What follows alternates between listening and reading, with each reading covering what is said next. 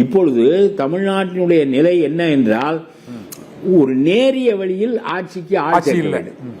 அதை விட்டு ஆட்சி நேர்மையான முறையில் ஆட்சிக்கு உங்களுக்கு போது இல்லைன்னா அதுக்கு ஒரு காரணம் இருந்தார் பலகுறை சார். நீங்க நேர்மையான முறையில் ஆட்சி இல்லைன்னு சொல்றீங்க, ஆனா அவங்களுக்கு அந்த இன்செக்யூரிட்டி இருக்குல்ல சார். இவங்க இப்போ விடுதலை சிறுத்தைகள் கட்சியோ, விடுதலை சிறுத்தைகள் கட்சி இங்க திமுக கூட்டணியில் ஜெயிச்சு அங்க போய் சேர்ந்தது நியாயமா சார்? அதே போல இந்திய யூனியன் முஸ்லீம் லீக் கட்சி இங்க இருந்து அங்க போய் சேர்ந்தது நியாயமா? காங்கிரஸ் கட்சி சொல்லாம அங்க போனாங்க நியாயமா? இல்ல இந்த கூட்டணியில ஜெயிச்சுட்டு அங்க போய் ஆதரவு தெரிவிச்சு அது நேர்மையா சார்? அதிமுக அப்புறம் வரலாம், இது சரியானதா? இல்ல இல்ல இல்ல சரியில்லை. அவர்களை நீங்கள் இணைத்ததே இந்த பாருங்க, நீங்க என்ன நினைச்சிய இந்த 10 பேருடைய ஆதரவில் அந்த காங்கிரஸ் அவன் ஆரம்பத்திலிருந்து வர வேண்டும் என்று நினைத்தான். சிதம்பரம் நான் நரசிம்மராவ் காலத்தில் போல மூப்பனாரை போல ஒரு கட்சி தொடங்கி உங்களோடு இருக்கிறேன், காங்கிரஸை ஒன்றுமில்லாமல் இந்த சிதம்பரம் நாசமாக்கிய கட்சி, அதாவது செல்வ பெருந்தகையம் அது இருக்கட்டும். நான் இந்த 10 பேரும் இவர்கள் ஆளுகிறார்களே, இந்த 10 பேரில் 4 பேரை மந்திரியாக ஆக்கி விடுவதன் மூலம் அவர்களுடைய பலத்தை குறைத்து இவர்களை இந்த பக்கம் கொண்டு வந்து விடுவது, நம்முடைய ஆட்சி ஆட்களாக பதவியை கொடுத்து இவர்களை பாதுகாத்து, பதவியை கொடுத்து ஆசை காட்டி இவர்களை வளைத்துக் கொள்வது என்ற போக்கை இவர்கள் முஸ்லீம் லீக்குக்கு செய்தார்கள், திருமாவளவனுக்கு செய்தார்கள்.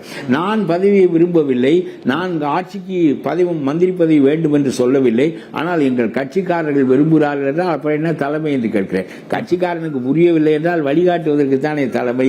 சனாதன எதிர்ப்பு உனக்கு உண்மையான கொள்கையாக இருந்தால் இந்த சனாதன எதிர்ப்பை தாங்கி நிற்கின்ற ஒரு வலுவான தேக்க மரமில்லை நம்முடைய விஜய். வந்த பிறகுதான் உங்களுக்கு தெரியும். அது ஒரு பக்கம் இருக்கட்டும், அது உங்களுக்கு ஒரு தேவைக்கு ஒரு சொல்லப்பட்ட கொள்கையாக இருந்தால் நீங்கள் எங்கேயும் இருக்கலாம், அதில் ஒன்றும் இல்லை. இன்னமும் 4 பேர் அவர்கள் வெளியே கம்யூனிஸ்டுகள் உறுதியாக இருக்கிறார்கள். அந்த முஸ்லீம் லீக் சொன்னது 60 ஆண்டுகளாக நாங்கள் திமுகவோடு நெருக்கம், நாங்கள் நேற்றும் திமுக, இன்றைக்கும் திமுக, நாளைக்கும் திமுகவோடு இருப்போம் என்று சொல்லிவிட்டு அடித்தார்களே பல்டி, பயங்கர பல்டி. மந்திரி பதவி என்பது நான் சொல்லுகிறேன், விஸ்வாமித்திரரை மேனகை கெடுத்தது போல இது. மேனகை வந்தால் தவம் செய்து கொண்டிருந்த விஸ்வாமித்திரருடைய தவம் கலைந்ததே அவருக்கு தெரியவில்லை. மேனகை கெடுத்து முடித்து பிள்ளையும் பெற்று அவரிடம் தூக்கி கொடுக்கிறார், இது உங்களுடைய பிள்ளை என்று. அப்பொழுதுதான் கையை வைத்து மறிக்கிறார். தான் என்ன செய்திருக்கிறோம் என்பதே விஸ்வாமித்திரருக்கு தெரிகிறது என்பது போல பதவி என்கின்ற மேனகை அவர்களை எல்லாம் கலைத்து விட்டால் வழியல்லாத வழியில் ஆள் சேர்ப்பதற்கும் நம்பிக்கை தீர்மானம் பெறுவதற்கும் விஜய் முயன்றார் என்பது அவருடைய நேரிய அரசியலுக்கு துணையாக இருக்காது. இந்த 25 பேரை எதற்காக இவர்களை போய் பார்த்து பீதாம்பரம் பொருத்தி அவர்களுக்கு நம்பிக்கை ஊட்டி மந்திரி பதவியை தருகிறேன் என்று சொல்லி இவர்களெல்லாம் வந்து வாக்களிக்க வைத்து அந்த கட்சியை சிதைத்து பிறகு நாங்கள் சபாநாயகரை வைத்து கொஞ்ச காலம் உங்களுடைய பதவியை காப்பாற்றி வைக்கிறோம் என்று சொல்லி எல்லாம் வழியல்லாத வழியிலே ஆரம்பத்தில் பதவிக்காக உங்களிடம் போதுமான பெரும்பான்மை இல்லை என்றால் மக்களிடம் போங்கள், 200 பேரை பெற்றுக்கொண்டு வாருங்கள். வரவில்லை, 90 பேர் தான் திரும்ப வருவீர்கள் என்றால் அதோடு எதிர்கட்சியாக செயல்படுங்கள். அந்த அரசியலை நீங்கள் மக்களுக்கு பழக்கப்படுத்தினால் அது நியாயமான அரசியலாக இருக்கும். அதை விட்டு ஒரு நாள் நம்பிக்கை தீர்மானம் பெறுவதற்கு இவர்களுடைய கட்சியை இவ்வளவு கேவலப்படுத்தி இதற்கு லாட்டரி பெண்மணி இங்கே உள்ளவர்களுக்கெல்லாம் இங்கே இவர்களை அந்த 5 பேர் மந்திரி ஆவார்கள், ரிமாரோஸும் மந்திரி ஆவார், மற்றவர்கள் எல்லாம் என்ன செய்வார்கள், அவர்களுக்கு வேண்டியது அளிக்கப்படுகிறது. இன்னொரு கேள்வி, அந்த நம்பிக்கை வாக்கெடுப்புல எதிர்த்து வாக்களித்த அந்த 25 எம்எல்ஏக்களும் கட்சி பதவிகள் பறிக்கப்பட்டிருக்கு. லீமா ரோஸுக்கு கட்சி பதவி பறிக்கப்படவே இல்லையே. அவர் இப்ப சிபிஎஸ் சமூக அணியில இருக்கிறாங்க, அவங்களுக்கு கட்சி பதவி பறிக்கலையே. அதாவது நான் சொல்லுகிறேன், 2 தவறுகளை எடப்பாடி செய்ததினால் எடப்பாடியினுடைய தலைமை இல்லாவிட்டால் அது ஓபிஎஸ் தலைமையாக இருந்திருந்தால் அதிமுக அப்பொழுதே போய் திமுகவுடன் சேர்க்கப்பட்டிருக்கும். ஓபிஎஸ் தலைமையா எடப்பாடி தலைமையாக கட்சி தாக்குப்பிடித்து ஓபிஎஸ் தலைமையில இருந்தால் அது திமுக பாஜக எது திமுகவில் கொண்டு போய் சேர்த்திருப்பார். அவர் எப்படி திமுகவில் சேர்ந்தாரோ ஓபிஎஸ், அது மாதிரி இந்த கட்சியையும் கொண்டே திமுகவோடு இணைத்து திராவிட இயக்கங்களின் இணைப்பு என்று சொல்லியிருப்பார். ஆனால் நான் 2 தப்பு என்னுடைய பார்வைக்கு வெளியே இருந்து பார்ப்பதற்கு எடப்பாடி செய்த தப்பு 2. ரீமா ரோஸ் போன்ற ஒரு பெண்மணியை பணத்தோடு உள்ளே இறக்கி அவர் தான் வெற்றி பெற்றது மட்டுமல்ல, தான் மந்திரியாக இந்த கட்சியில் ஆகிவிட முடியும் என்று நினைத்தால் இது ஆட்சிக்கு வரவில்லை, இவர்களெல்லாம் ஆடு மாடுகளை விலைக்கு வாங்குவது போல வாங்கி அந்த பட்டியலை கொண்டு போய் அடைப்பதற்கு மருமகனோடு சேர்ந்து திட்டம் தீட்டினால் தமிழ்நாட்டு அரசியல் ஒரு லாட்ரி குடும்பத்தின் கையிலே போவது என்பது கடைசியிலே இது ரொம்ப கேவலமாக போய்விட்டது. இது விஜய் கைக்கு போகவில்லை, லாட்ரி குடும்பத்தினுடைய கைக்கு போய்விட்டது. இவர்கள் நடத்துகின்ற கேவலமான மோசடியான அரசியலுக்குள் அதனுடைய விளைவு இன்னும் கொஞ்ச காலத்துக்குள் தெரிய வரும். ஒன்று, இவர் அந்த பெண்மணியை சேர்த்ததும் அவருடைய பணத்திற்கு பணம் கட்சிக்கு உதவுமே என்று நினைத்ததும் பெரிய தவறாக போய்விட்டது என்பது ஒரு கருத்து.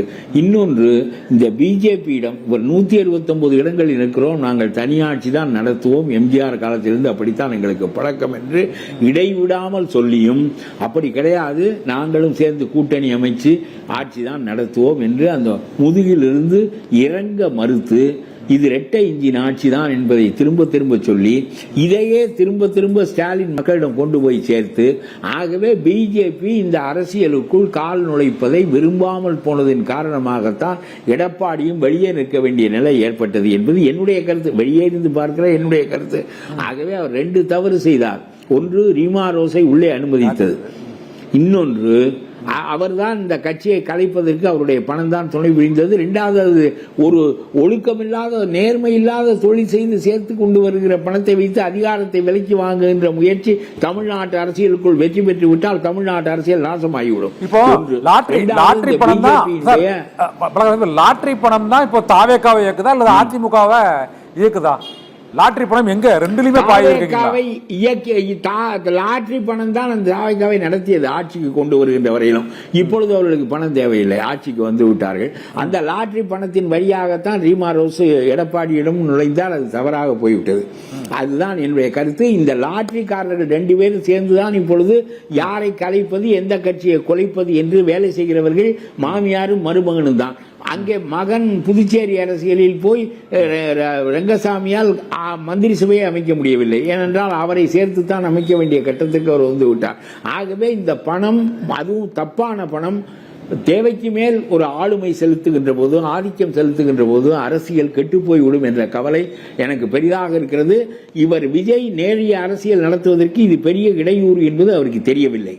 அதனால் தான் அவரையே போய் வேலுமணிக்கும் மற்றவர்களுக்கும் போர்வை பொருத்த வைத்து அந்த தவறான அரசியலில் இவரை இறக்கி விட்டதே அந்த லாட்டரிக்காரர்கள் தான். இதை நாம் நினைத்து பார்க்க வேண்டும். நேர்மையான அரசியல் நடத்துவதற்கு இடையூறாக இருக்கும்.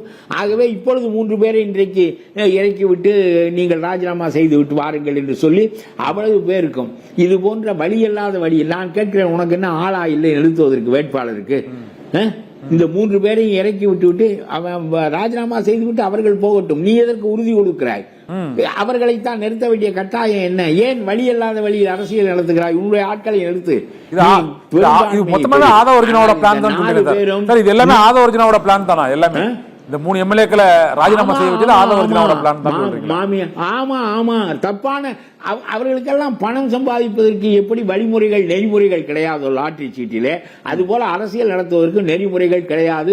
அதை நான் முதலாக சொல்லுகிறேன். ஆகவே இந்த இளைஞர்கள் கூட்டம் எதிர்பாராமல் ஒரு புரட்சியை செய்து தமிழ்நாட்டில் ஒரு புதிய ஆட்சியை, திராவிட இயக்கங்களின் அயோக்கியத்தனத்தை முழுமையாக முறியடித்து வேறு ஆட்சியை கொண்டு வர நினைத்த அந்த புரட்சி தோற்று போய்விடுமோ என்று நான் கவலைப்படுகிறேன். விஜய் தோற்கக்கூடாது. நேரிய அரசியல் நிலை பெற வேண்டும், மாற்று அரசியல் வர வேண்டும்.